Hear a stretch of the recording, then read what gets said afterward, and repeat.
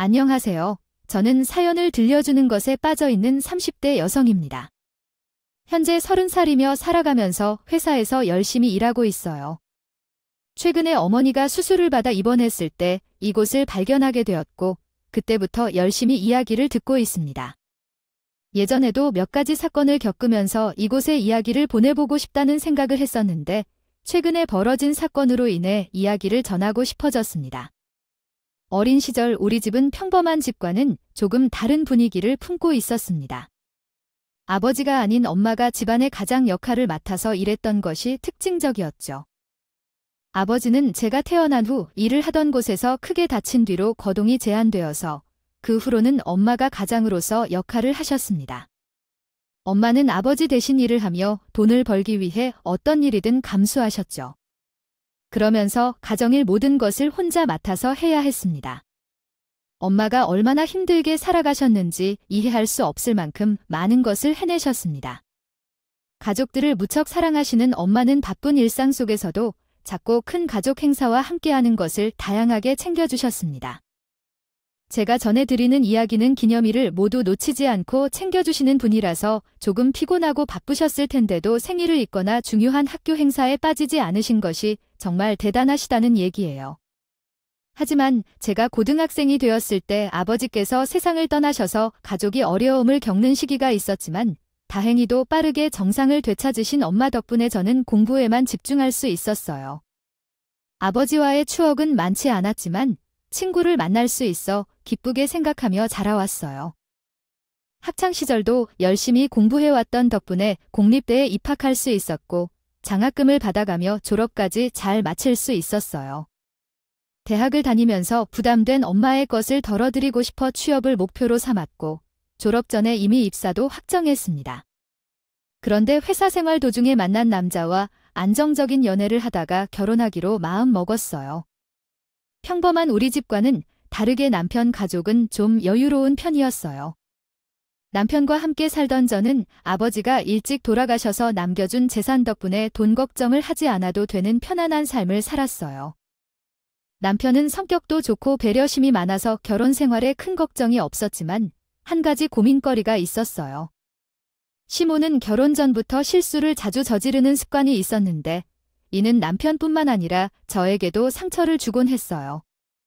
남편이 많이 남겨준 돈은 해결해 줄 수 없는 문제였기에 저는 시몬과의 관계에 대해 깊은 고민을 하곤 했습니다. 결혼 후에도 시몬은 여전히 실수를 저질러 저에게 상처를 주며 어떻게 대처해야 할지 막막했어요.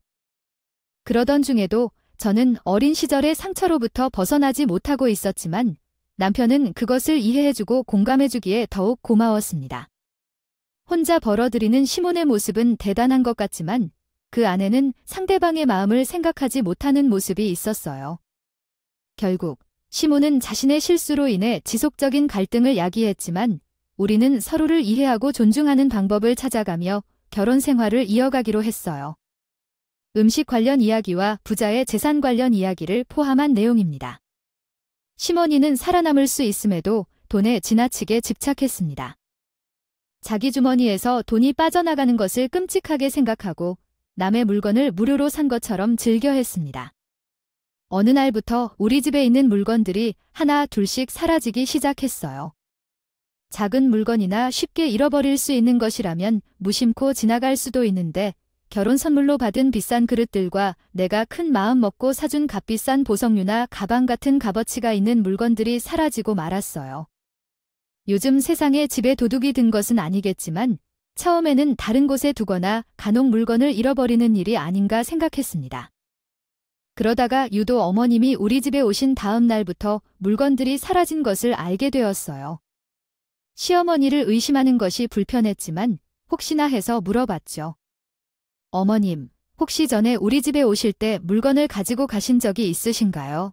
그러자 어머님은 화를 내며 내가 너희 물건을 가져갔으려냐? 내가 너희 집 물려가는 요괴냐? 라며 반박했어요. 더는 의심할 여지가 없었고 결국 홈캠을 설치하기로 결심했죠. 그런데 그중에 충격적인 장면을 발견하게 되었어요.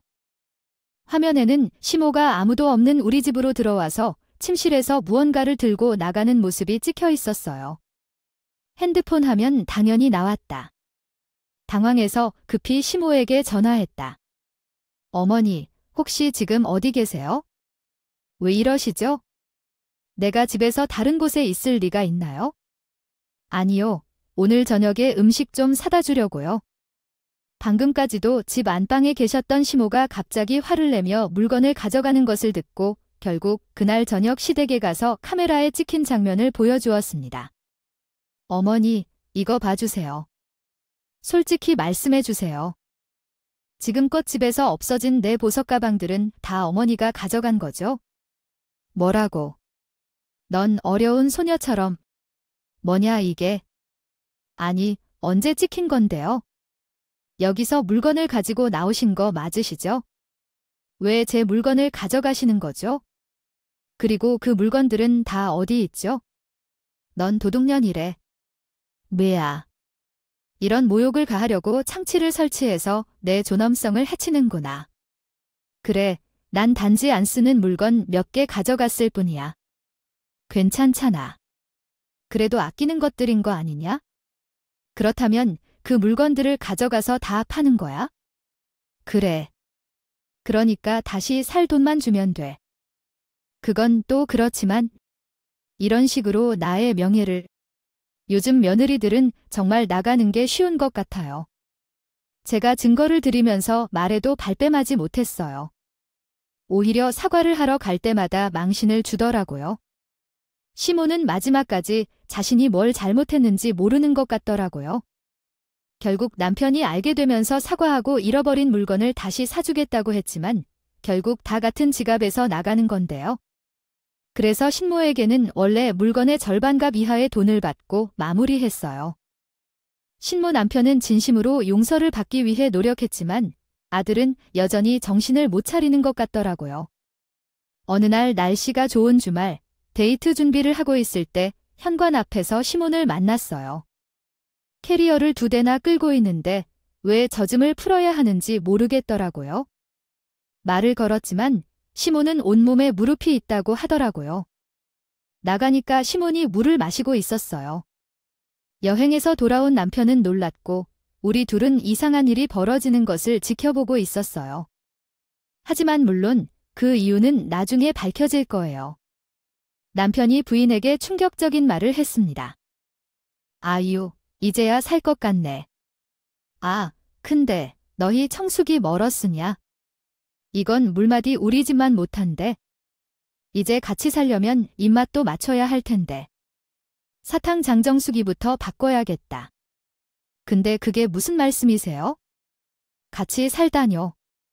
무슨 말이기에 내가 오늘 부루 이 집에 들어와서 살겠다는 소리지.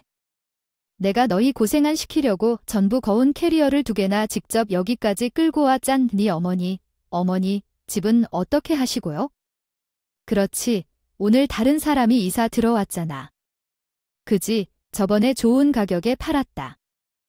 근데 그 집을 왜 팔아요? 아니, 너희도 알다시피 내가 저번에 웬 엉터리 너한테 속아서 손해 맞잖아. 이번에는 정말 제대로 된 투자처를 일소개받아서 그만하려고 집 팔아다가 거기다 다 넣었다. 어차피 너희랑 같이 지내면 되니까. 아, 그런데 놀러올 때 보던 거랑 집이 좀 찼다. 그 빈 방에서 생활하려고 했는데 방이 작아서 도저히 안 되겠네. 너희가 한 방 좀 비워라. 내가 집안 어른인데 작은 방에 있을 수는 없잖니. 저는 너무 뻔뻔하고 당당한 시 못해도의 어이를 잃었습니다. 어머, 하은이 채 표정 좀 봐라. 얼굴에 속마음이 뻔히 보이네. 왜, 너도 이제 좋은 시절 탓하다 싶지? 그래, 맞아. 이 JCM과 함께 살면서 너도 고생 좀 해봐야지. 지금까지 시집살이도 없이 너무 편하게 살았잖니. 그렇게 막무가내로 찾아온 시모 때문에 남편과 나는 결혼하고 처음으로 이혼 이야기가 나올 정도로 심각하게 다투었습니다. 이전에도 일들이 있었지만 참고 넘어갔는데 아무리 아들 부분의 집이라고는 하지만 한마디 상의도 없이 덜컥 집으로 와서 당당하게 안방을 내놓으라 하는 신모 모습에 너무나 기분이 나빴습니다. 사람이 말하는 게 아어가 다르고 말 한마디로 천냥 빚을 갚는다고 하는데 내 사정이 이러하니 신세 좀 지겠다. 미안하다 이런 말만 했으면 이렇게 기분이 나쁘진 않았을 거예요. 아무리 며느리에게 부탁하는 게 민망할 수도 있겠지만 그렇게 염치 없이 행동할 필요가 있을까 했어요. 안 그래도 불편한 사이에 더 불편한 상황까지 만든 시모는 이에 개의치 않고 오래 같이 산 사람처럼 집안을 아주 편안하게 활보했습니다. 정작 집주인인 저희 부부는 시모 때문에 이혼 위기까지 처했는데 말이에요. 집안에서 스트레스를 주는 시모와 이 때문에 생긴 남편과의 갈등 거기다 바쁜 회사에까지 정말 정신이 하나도 없을 그때 하필 날벼락 같은 소식이 들려왔어. 바로 엄마의 암식이었죠. 그간 회사 일과 시댁 일로 정신이 없이 살다 보니 제가 엄마를 먼저 챙기지 못했어. 연락이 올 때면 매번 스트레스에 지치고 엄마에게 전화를 걸어 귀찮아하는 듯이 받았다. 그러나 나는 나중에 그 순간을 회상하며 후회하기 시작했다. 만약 엄마가 이 세상을 떠나면 어떻게 살아갈 수 있을까 생각했다. 그날 엄마가 아파한다는 전화를 받자 곧장 그녀를 찾았다. 엄마는 자신의 건강보다도 날 걱정하는 모습이 더욱 안타까웠다. 너는 왜 서둘러서 여기 왔니? 천천히 왔으면서 넘어져 다쳤으면 어떻게 할 거야? 엄마는 이렇게 물었다. 나는 미안하다는 말밖에 할 수 없었다. 엄마는 치료를 받으면 나을 수도 있다고 했다. 그러나 보호자가 필요해서 내가 왔다. 미안해, 엄마. 내가 너에게 충분한 신경을 못 써서 미안해. 그러자 엄마는 마지막으로 나에게 말했다. 너는 너의 가족이 있어? 내가 가서도 괜찮아. 그때까지만 부탁할게. 엄마의 병으로 인해 걱정을 덜어주고 싶어하는 마음을 숨기려 했던 것 같았다. 나는 그 순간에서 느끼는 엄마의 강한 모습을 보며 더욱 사랑스럽게 느꼈다. 그리고 나는 그것을 가장 힘들어하지 않아요. 저는 그런 엄마의 속마음을 잘 알고 있었기 때문에 모른 척해서 있었어요. 그러나 어떠함을 유지하는 모습을 보고 가슴이 아팠죠. 그 모습에서 이모가 주변 일들을 정리하고 올 때까지 제가 엄마를 돌봐야 했습니다. 회사도 휴직하고 엄마를 돌봐야 했기 때문에 엄마 때문에 무척이나 힘들었습니다. 대장암을 앓는 엄마는 치료를 받아야 했습니다. 엄마는 매우 힘들어하지만 같이 있는 시간 동안 아픔을 보이지 않았어요. 남편과 이모도 함께 병원에 와서 엄마를 응원해 주었죠. 모든 생각을 내려놓고 엄마를 돌봐주는 일에 집중했습니다. 나의 휴가가 끝날 때 엄마를 돌볼 수 있는 이모가 와서 대신해 주었어요. 나는 계속 걱정이 되었지만 이모가 좋게 대해주고 엄마를 돌봐주었기 때문에 마음이 놓였습니다. 회사에 다시 돌아간 뒤에도 매일 병원에 가서 엄마를 돌보았습니다. 그런데 병이 더 악화되는 것을 볼 때 아픔과 슬픔이 컸습니다.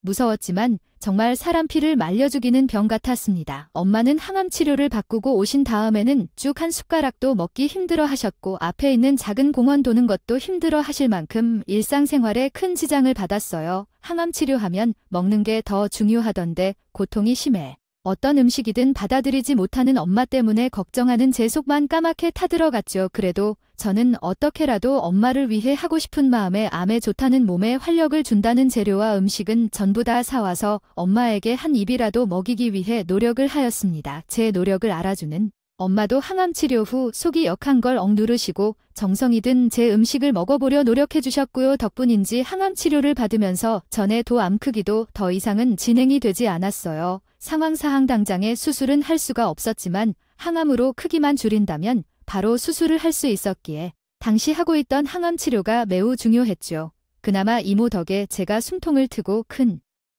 힘이 되었어요. 그러던 중 이모 가족에게도 큰일이 생기면서 이모가 급하게 내려가셔야 했어요. 아픈 엄마를 두고 내려가야 할 만큼 급한 일이 없기에 결국 제가 다시 회사에 휴가를 내고 엄마를 돌보게 되었죠. 당장의 3차 항암 치료를 앞둔 상황에 저는 회사를 휴직하고 엄마를 돌보려 했습니다. 나의 휴가가 끝날 때 엄마를 돌볼 수 있는 이모가 와서 대신해 주었어요. 나는 계속 걱정이 되었지만 이모가 좋게 대해주고 엄마를 돌봐주었기 때문에 마음이 놓였습니다. 회사에 다시 돌아간 뒤에도 매일 병원에 가서 엄마를 돌보았습니다. 그런데 병이 더 악화되는 것을 볼 때 아픔과 슬픔이 컸습니다. 하지만 어머니는 휴직하래라면서 저에게 계속해서 말씀하셨어요. 그 대신 간병인을 고용하자고요. 간병인이 있으면 편할 것 같긴 하지만 가족이 아닌 사람이라서 마음이 걸리더라고요. 그런데 어머니를 돌보는 방법을 고민하던 중이었을 때 하은이가 나에게 말했어요.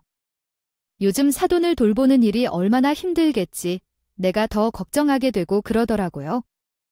그 말을 듣고 나도 마음이 뭉클해졌어요. 5살 때 아빠가 직접 돌보는 모습을 본 적이 없었는데 간병인 분들은 직업이니 당연히 잘할 것이지만 가족 입장에서는 불편할 수도 있겠죠. 그래서 말인데 왜 내가 괜찮다면 내가 사돈을 돌봐도 괜찮지 않을까요? 내가 가족이니까 어머니를 안심시켜주지 못할까 싶었어요. 어머니는 괜찮아요. 힘들 거예요. 불편할 수도 있고요.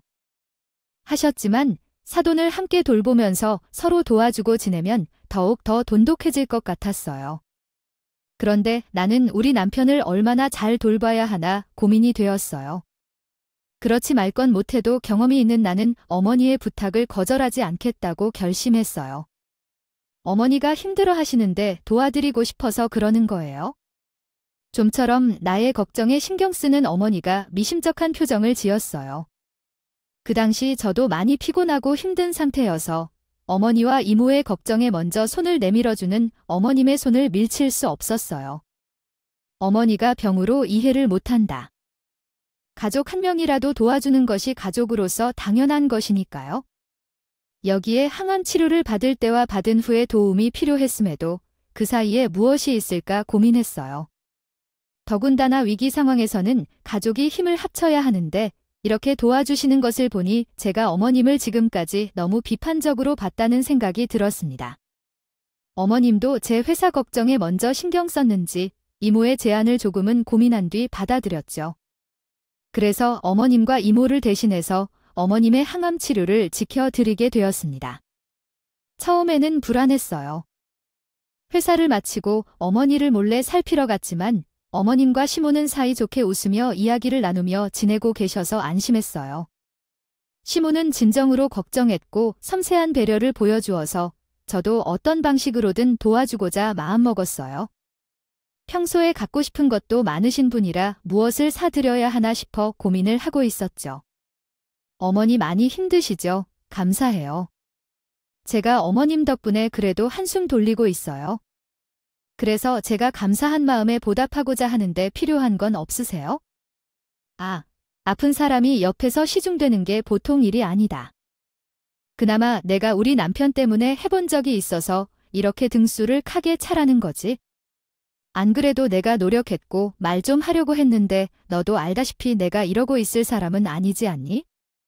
사업하는 사람들이랑 미래를 위해서 이야기도 해야 하고 투자한 사업은 잘 되고 있는지 또 새로운 사업은 없는지 봐야 하는데 사돈 옆에 딱 붙어 많이 쓰려니 손해가 이만저만이 아니다.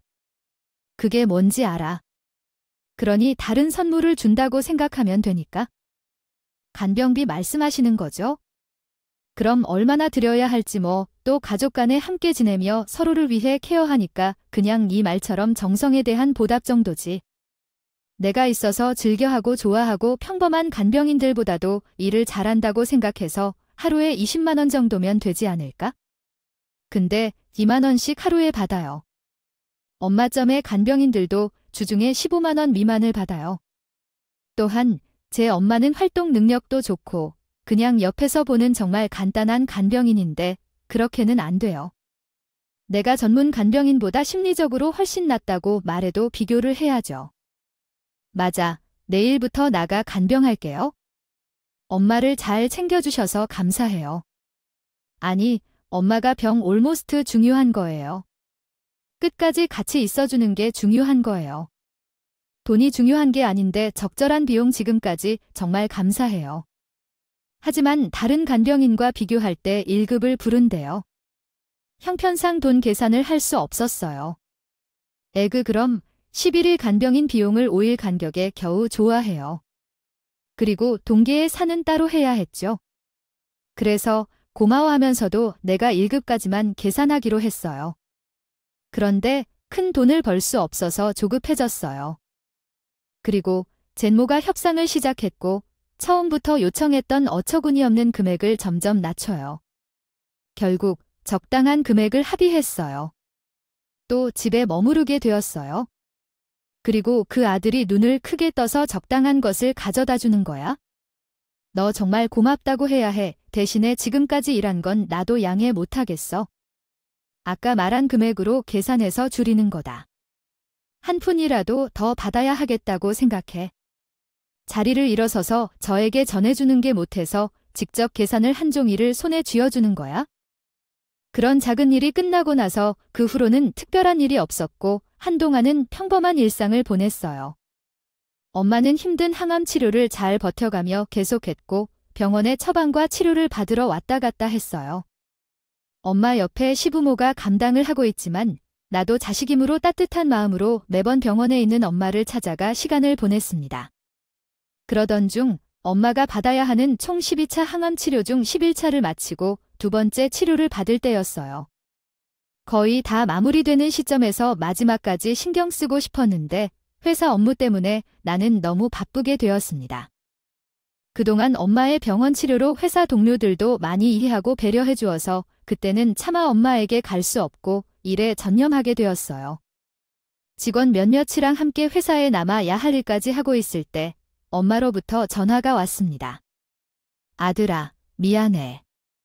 회사 때문에 바빠서 내일 퇴원하는 날인데 속옷 좀 가져다 줄래? 오늘은 늦게라도 가져올까요? 엄마 정말 미안합니다. 네, 왜 그렇게 머리 옆에 없어요? 아니, 갑자기 바쁜 일이 생겨서 돌아왔고 내가 먼저 가보라고 했는데 속옷을 잊어버렸네요. 처음에는 바쁘면 집에 들어가서 쉬는 것이 좋아요? 아니야, 괜찮아요. 저도 이제 집에 가려고 했어요. 그리고 엄마가 항암 치료를 받고 있어서 마음에 걸렸어요. 속옷을 가져다 줄게요. 엄마는 내일 퇴원할 때 속옷이 없다고 했어요. 도대체 무슨 일이 있었길래 간병하는 시모가 없이 떠나버렸는지 궁금해졌지만 그런 이유가 있을 거라고 생각했어요. 그래서 회사를 떠나 엄마 집으로 갔어요. 엄마 집에 도착해서 문을 열었더니 아버지는 뭐이냐? 아빠가 엄마네 집에서 술을 마셔서 어떻게 하시는 거에 대해 화를 내며 왜 엄마가 술을 마시냐고 물었어요. 더구나 대성당에서 사이좋은 척하는 사람들이 거짓말을 하는 모습에 화가 나서 지모를 후려치게 되었어요. 사랑하는 엄마에게 그런 식으로 말을 할 수 있을까요? 화가 났던 가족들은 사이를 다투기 시작했고 마침내 지모까지도 싸움에 가세하면서 상황은 더욱 악화되었어요. 엉망진창이야. 너 지금 나를 속이려고 하는 거잖아? 바로 우리 엄마에게 한 말을 취소해. 왜 너밖에 없는 소리를 해? 네 엄마가 대장암 3기에 걸렸다니까 꽃이 죽는다고 하는 게 맞아? 당연히 결과는 예상할 수 있어? 너랑 네 엄마는 돈을 쓰면서 자기들만 살려는 거야? 근데 네가 계속 이딴 소리를 해서 시어머니를 때리겠다고? 내가 할 말을 반복하면서 들어주려 하고 너랑 너 엄마가 어떻게 이런 걸 배웠는지 궁금해. 너 엄마처럼 병에 걸린 것 같아. 빨리 내 앞에 무릎을 꿇고 사과해. 그렇지 않으면 우편이나 얘기할 거야. 오랫동안 우리 엄마를 신경 쓰지 않았는데 너 때문에 엄마랑 아들끼리 계속 다투고 있어. 엄마를 모욕하는 너를 남편처럼 지키려는 거면 내가 필요 없어. 바로 전화해서 말해. 그리고 앞으로 보지 못하길 원한다면 우리 엄마 집에서 빨리 떠나. 이미 뺨까지 때린 상황에서 너도 실증이 났다는 건 느낄 수 있어. 이런 욕먹고 시험이라는 핑계로 머리를 숙일 수 없어. 이 오늘 결심한 대로 시모와의 연을 끝내고 싶어. 이런 일을 겪으며 너무 지쳐서 시모 가방에 술병까지 넣어버릴 거야. 모르는 엄마의 집에서 쫓겨나서 한참 동안 화를 내고 있었습니다. 엄마의 속옷을 챙겨 병원에 가던 중 남편은 계속해서 전화를 걸어왔어요. 그 사이에 세모는 자신이 당한 모욕을 자신의 아들에게 털어놓고 있었습니다. 남편의 전화를 무시하고 병원에 도착한 나는 엄마가 자고 있는 병상 옆에 앉아 있었습니다. 엄마는 나만을 바라보며 희생하고 고통받던 사람이었어요. 이제는 병에 걸려 병원에 누워있는 엄마의 모습을 보며 눈물이 나더군요. 엄마가 힘들게 살았던 생각에 마음이 아팠습니다. 그런데 그 소리에 엄마가 깨나지 않을까 봐 걱정되어서 환자실에서 우는 소리를 참고 화장실로 달려갔습니다. 시간이 지나 내 감정을 다스리고 나니 다시 병실로 돌아왔더니 남편이 기다리고 있었습니다. 그때 남편은 왜 그런 일이 있었는지 따져 물었어요. 그때는 무슨 말도 할 수 없었고 결국 남편을 데리고 나가버렸습니다. 그 후 남편이 고모를 때렸다는 사실이 밝혀졌습니다. 나도 모르게 고모를 때린 것 같아서 마음이 아팠고 엄마가 우리 엄마의 집에서 어떤 행동을 했는지 듣고 나서 왜 이리 싸우고 있는지 이해가 되었습니다. 엄마가 장모를 돌보느라 피곤해서 소주를 한 병 마셨던 일을 들었고 그것이 이유였지만 남편은 물었던 적도 없이 곧장 다투고 있었던 것이었죠. 장모님 댁에서는 새해에 소주를 마셨다고 해서 뺨을 맞으면서 당신 엄마가 말하길 내가 부수고 쓰던 소주병 사진이라도 보여줄까 라며 욕을 했다. 우리 엄마가 얼마나 모욕당했는지 넌 알아? 우리 엄마가 죽을 때까지 당신을 기다리지 않을 거야? 그래서 달래줄 일 없는 죽을 사람한테 왜 계속해서 재미로 말을 하는 거냐고. 우리 엄마가 죽으면 그 집을 달라고 했다. 하지만 그런 소리를 들어도 가만히 있으면 안 돼. 그렇게 뺨을 맞은 후에도 속 시원하게 행동하지 못한다면 뺨 맞은 것을 고발하든지 말든지 넌 결정해. 우리는 지금 이혼하자. 난 이혼하자고 온 게 아니야? 전후 사정을 듣고 싶어서 왔어. 그런데 갑자기 이혼 얘기를 하는 건 왜냐고. 넌 우리 엄마가 아프기 전에 말을 해야 했어? 우리 엄마가 마음대로 우리 집에 들어온 순간부터 아까 엄마가 집에 온 것부터 이미 모든 게 끝났어. 나는 당신 엄마와 더 이상 살 수 없어. 나도 알아들을 수 있게 말을 해줄 텐데 우리 엄마가 그런 소리를 했을 것 같아? 며느리에게서 한 말을 나한테 그러면 난 어떻게 받아들일 거야? 남편이 한 달 동안 말이라도 해주면 믿을 수 있을까? 남편과 다툼을 벌이고 있을 때 우리 대화 소리를 듣고 졸린 엄마가 몸이 아프다며 나왔어. 엄마, 아픈데 왜 여기까지 왔어? 넌 왜 이렇게 하은이를 시집 보내려 하는 거야? 아무런 대답도 없고. 엄마가 나에게 이야기해준 동안 그 후로 일어난 사건들을 말씀드리겠습니다. 엄마가 이야기해준 내용을 듣고 난이 놀라웠어요. 엄마가 평소와는 다르게 시무가 있는 동안에는 엄마를 잘 보살피고 있다고 생각했던 것과는 달리 시무는 엄마에게 여러 핑계를 대며 놀기에 시간을 많이 썼다고 해요. 엄마가 항암 치료를 받아야 할 때에도 시무는 엄마를 도와주지 않고 휴대폰 게임을 하거나 친구들과 약속을 잡아서 자리를 자주 비웠다고 하네요. 게다가 제가 엄마를 위해 챙겨준 음식을 시무가 혼자 다 먹었다고 해요. 지극히 착한 엄마이기에 혼자 먹인다면 부담스러워할 것 같아서 시무에게도 같이 챙겨준 게 그런데도 불구하고 시무는 나의 노력은 모두 헛수고로 돌아가는 듯 했어요. 결국에는 엄마가 치료를 모두 받고 집으로 돌아오면 시무는 마치 휴가를 다녀온 듯이 굳게 몸을 움직이지 않았다고 해요. 밀려있는 설거지와 집안 청소는 엄마가 극복해야 했고 때때로는 친구들을 불러서 소주판을 벌이기도 했대요. 그런데 그 속에서는 나를 냉대하고 마치 마녀처럼 엄마에게 간병 한 척하는 모습이 있었다고 들립니다. 저는 대담히 가방을 내려놓고 엄마를 향해 다가갔습니다. 그때 마침 엄마가 눈을 떴고 서로 마주 보았어요. 엄마는 나의 모습을 보고 미소를 지었습니다. 그 순간 저의 가슴은 안정되었고 미안함으로 가득한 마음이 눈빛으로 전해졌습니다. 엄마는 창극을 헐뜯고 있는 듯한 모습으로 다가와서 나를 품었어요. 그 순간 이전의 모든 미련과 불평이 사라지고 오직 나의 엄마에 대한 사랑과 감사만이 남았죠.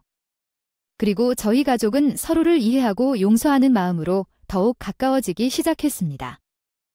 함께 겪은 어려움 덕분에 더 탄탄한 유대가 만들어졌고 앞으로의 시련들도 이겨낼 수 있을 것 같았어요. 저에게는 그날이 영원히 잊을 수 없는 소중한 순간이었고 그 경험을 통해 엄마와의 연결고리가 더욱 강해졌습니다. 혹시 그들에게도 이 경험이 건강한 가정을 유지하는 데 도움이 되었으면 하는 바람이 들었어요. 이런 이야기는 다양한 이들에게 도움이 될 수 있고 특히 엄마나 가족과의 관계에 고민이 있는 분들에게 조금이나마 위안이 되길 바라며 이야기를 마치겠습니다. 감사합니다. 시모의 흔적을 찾을 수가 없었습니다. 이상하다 생각했지만 혹시나 시모를 만날까 싶어 먼저 제 짐을 싸는 것이 우선이었어요. 그때 남편이 회사를 마치고 퇴근하는 집으로 돌아왔습니다. 하은아, 정말 이렇게 할 생각이야? 우리 어제 이야기로 다 했어. 생각해봤어. 우리 엄마를 도와야 할 필요는 없어. 내가 너와 장모님의 이야기를 말하니까 당신은 당황하고 거짓말을 하고 있어? 그걸 보고 정말 실망했어. 아무리 우리 엄마라도 이건 안 돼. 그리고 내가 다른 사람들은 몰라도 너를 놓칠 순 없어. 엄마가 자신의 잘못을 반성하고 사죄할 때까지 전혀 보고 싶지 않아. 그래서 앞으로 엄마 때문에 내가 힘들어하지 않게 노력할 거야. 재벌 아니면 남편은 나와 헤어지지 못하겠다며 계속 거짓말을 하는 시모의 행동에 실망하며 부모 자식 간의 연결을 끊겠다고 말했습니다. 그 말을 들어도 마음이 바뀌지 않았기에 우선 남편과 시간을 보내기로 했어요. 그리고 엄마를 생각하며 직접 돌봐주면서 생활하게 되었죠. 다행히도 엄마는 항암 치료를 마치고 수술을 할 수 있게 되었어요. 수술 결과도 만족스러워서 지금 회복 중이고 나머지 항암 치료를 받고 있어요. 그 사이에 계속해서 자신의 진심을 보이며 용서를 비는 남편과 다시 재결합하게 되었습니다. 사실 문제는 시모에게 있었기 때문입니다. 제가 뭐라고 부모와 연을 끊은 남편에게 한편으로 미안하기도 합니다. 그럴 때마다 남편은 자신에게는 저와 장모님이 있어서 괜찮다고 합니다. 그 이후 어쩌다가 시모의 이야기를 듣게 되었네요. 시모는 아직까지 정신을 못 차려서 자기 잘못을 반성하지 않고 저와 남편의 욕을 하면서 잘 지냈다고 합니다.